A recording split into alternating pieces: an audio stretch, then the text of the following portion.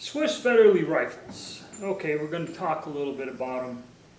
I was thinking how to do this, and I'm going to just try to do kind of a generalization in this video, like a basic overview of what I have. I don't have every example in type, the major ones. There are some, like the carbines, I guess are hard to find if they're not fake. But I have 3 different variants here with 4 rifles, and I'm going to talk a little bit about it. Like with any military surplus gun, these things were, once they became obsolete or out of service, they were traded and used, and they were innovative for the time when they were adopted in 1869. Okay, they were the first magazine-fed bolt-action repeating rifle adopted by any nation in the rimfire caliber. Okay, so that gave them their place in history. And the fact that they were on the old rimfire system, which at the time there were a lot of rimfire guns, okay, a lot of different variations in that. They stayed with it until 1889, I think, when they went with the Schmidt-Rubin and then went centerfire. So over those years, there were a lot of these guns made. They never really had combat use. They were sold as surplus, and then they tried to smuggle them into Finland for a revolution, and the ship ended up running aground, and they were never actually used in any battles, which made them weird. So these things were passed around as surplus, obsolete weapons. And then a bunch of them ended up here in the United States. And I guess at first that other book was mentioned and they didn't quite sell well. Then they cut the price and made them a bargain basement thing. And the strange thing is, these guns were popular with deer hunters back in the early part of the early days of the 1900s. So much so, and so many of these guns were here, that Remington and Winchester actually made the rimfire ammunition for these rifles to be used. And they did that. I think someone told me the last production run of Remington ammo was 1928 or something. So I remember these in the 70s. You used to find these guns, and people used to do a lot of strange things. The Vetterlis have kind of a real unique look to them. They're big, they have the trigger guards and all that other stuff.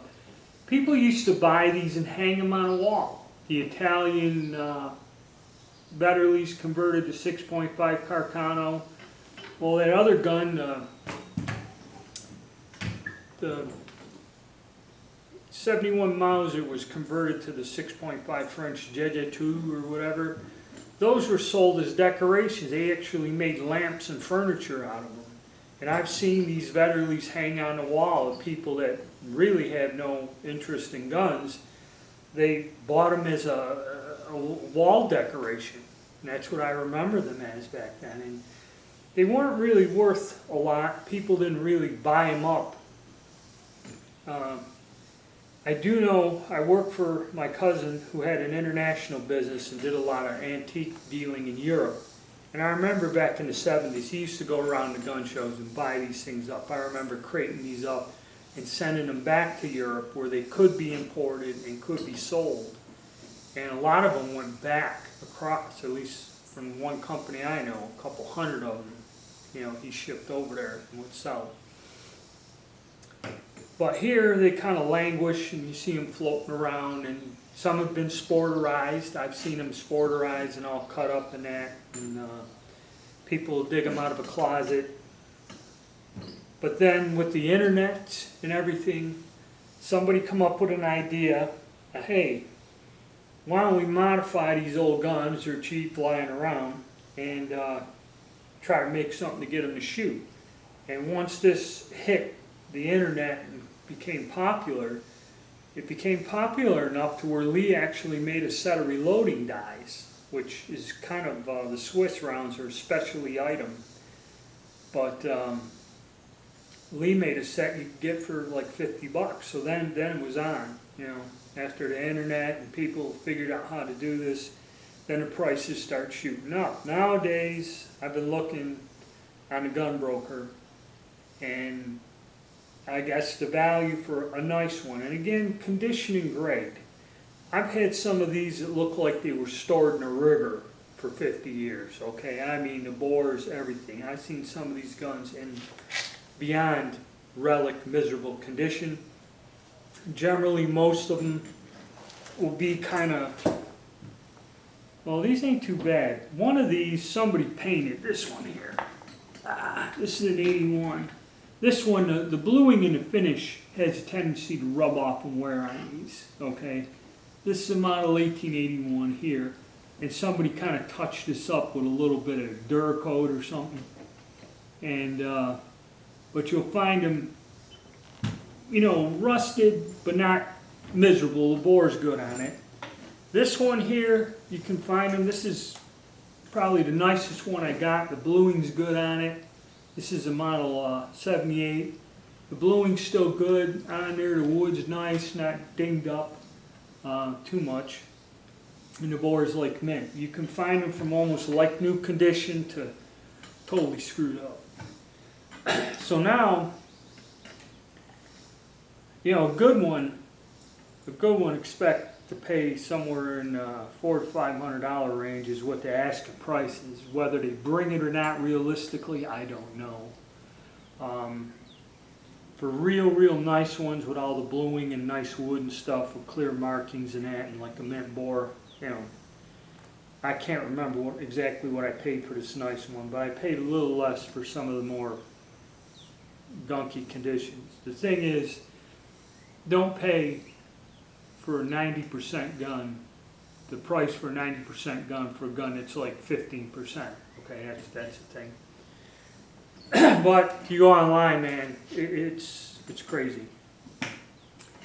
So anyway, now it's quite popular. Everyone has these guns, or they found them, or they bought them at a garage sale or gun show and paid very little, if anything, for them. You know, got a deal.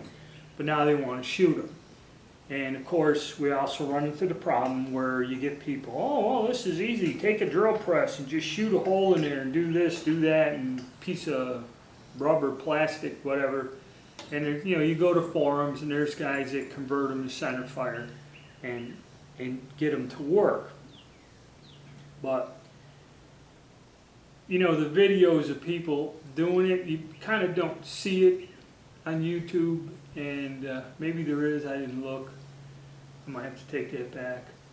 But I've done the conversions, and I used mild steel, and I've talked to people that had guns converted, and there were problems using aluminum. Aluminum won't stand up. When that striker keeps hitting it, it's going to deform. Teflon, yeah, you can get a few to work. It'll work for so many rounds, and then it's not. You got to have something hard that'll work, that'll be durable, and that's what I'm working on. But after buying my $100 plus book, and this is confusing, it's another thing about this book.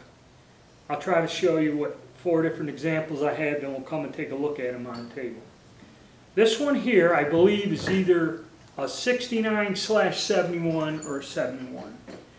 And if you read the description and the nomenclature in the book, they kind of took the 69s that had the gate, the loading gate, the magazine cut off, and gradually changed it till where they come up with the model 1871. But this particular rifle has 1869 features, and there's no cross bolt here in the stock. And it has the old sight on there, the 69 style sight, or the 63 model sight. So it's kind of in between. It's not a 69. I think it's a 69/71, but it could be 71 either. It's kind of hard because I've seen a 69 where they plug the holes up. If you read this book, after he gives you this description with measurements and everything, there's a little sentence at the bottom. Many 69s were converted over, they plugged up the holes and upgraded it as they went. So you'll find these guns, in other words, there's no clear cut, this is this, they never really modified them, this is this model, that's that model. No, they're all in between and weird. And we'll take a closer look. This one here, the one I've used in my videos and shot, I believe this is an 1878 model. It's also marked on the receiver. And I believe this is about when they changed the bore. So that's where you go from your 38 millimeter to your 42 millimeter. They were changing the ammunition around. They weren't quite satisfied with the old round.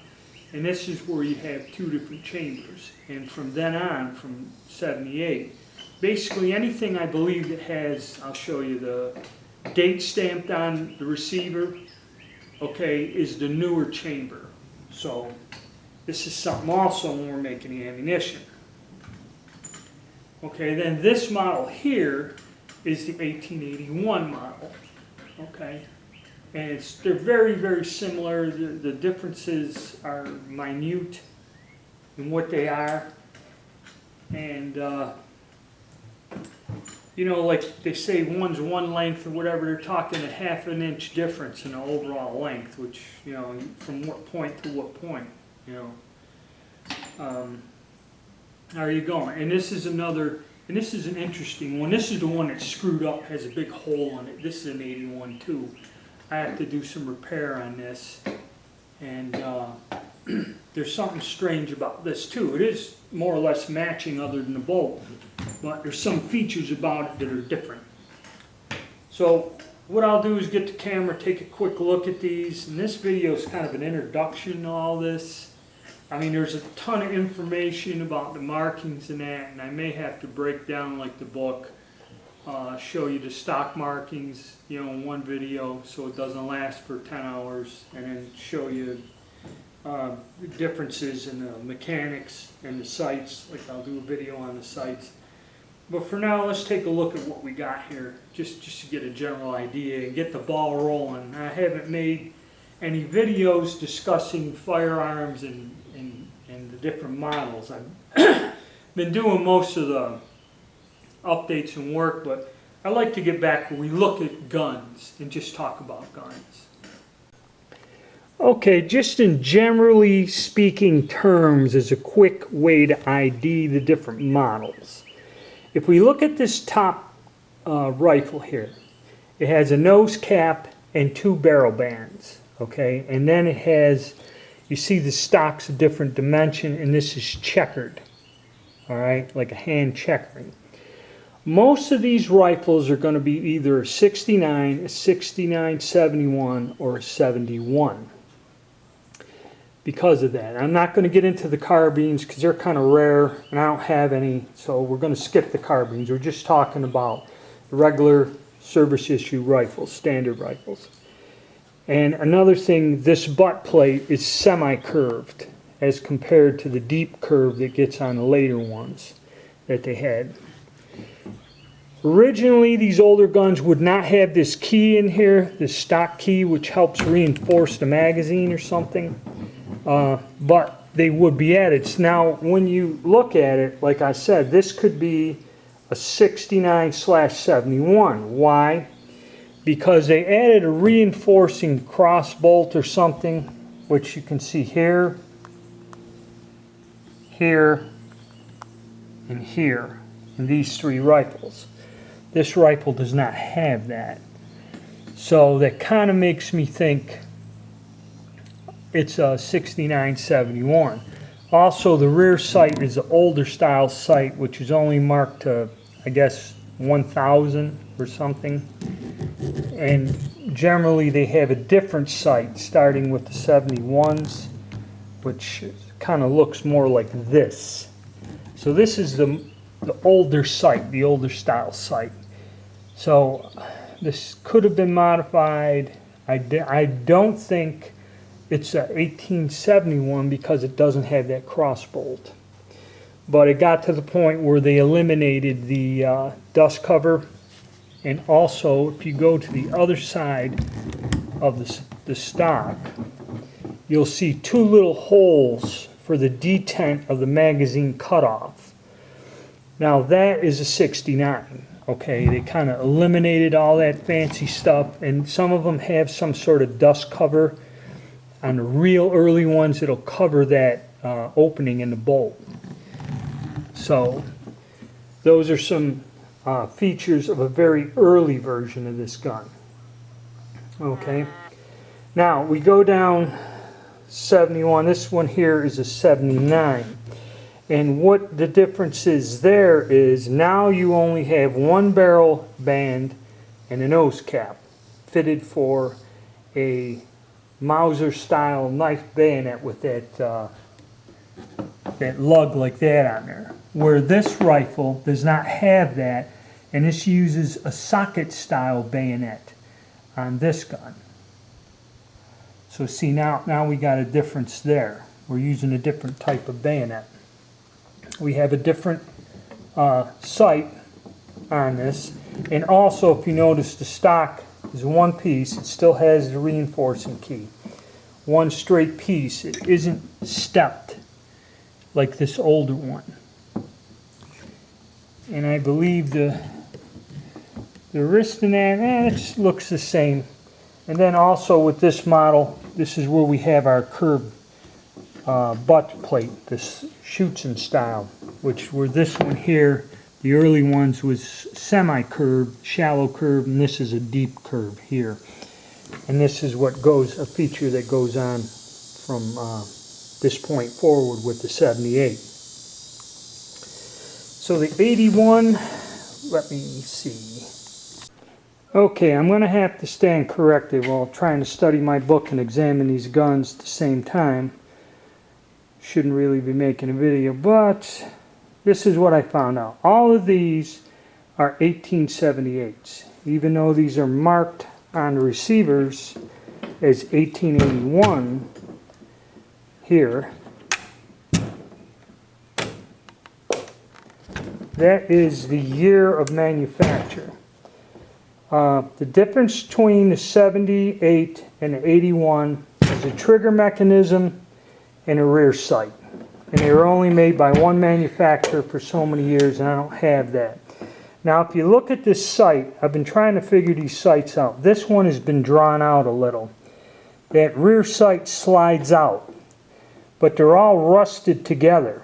Because I was looking at this other one, trying to get, and I took this one apart, and you see where it is, it should slide out farther. I can't because I looked at it, it's rusted in there.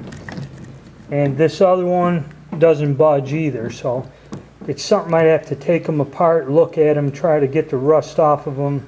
There is a screw or something in there, so I don't know if you loosen it or what. But it's something to work on further. I'm not quite prepared to cover it. But basically the only difference between the 79 and the 81, and the 81 was only made in one arsenal, which I don't have, is something internally with the trigger mechanism and the rear sight slid out farther. That's the only difference.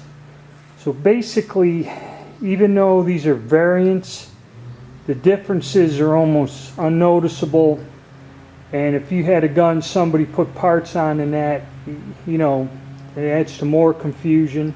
These were surplus guns, and different things have happened to them.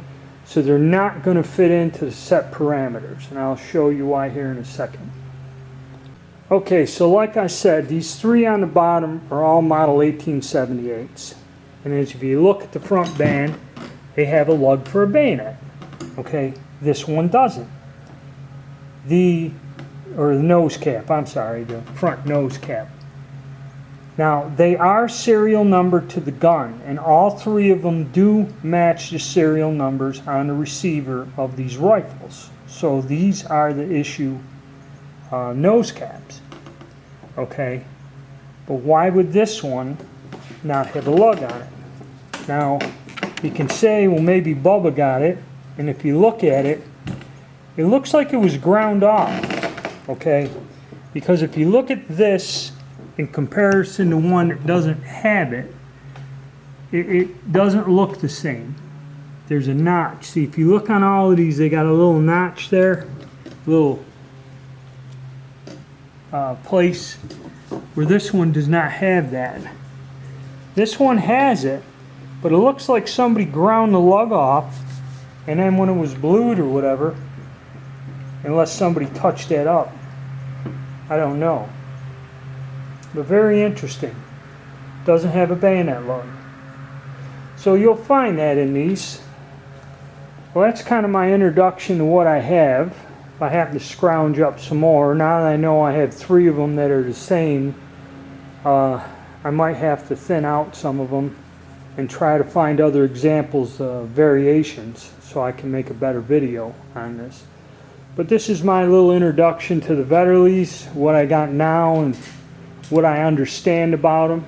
As I learn more and get more information out of my book and maybe see more examples, try to loosen up these sights and get these parts to work, I'll produce more videos on this topic as we go along.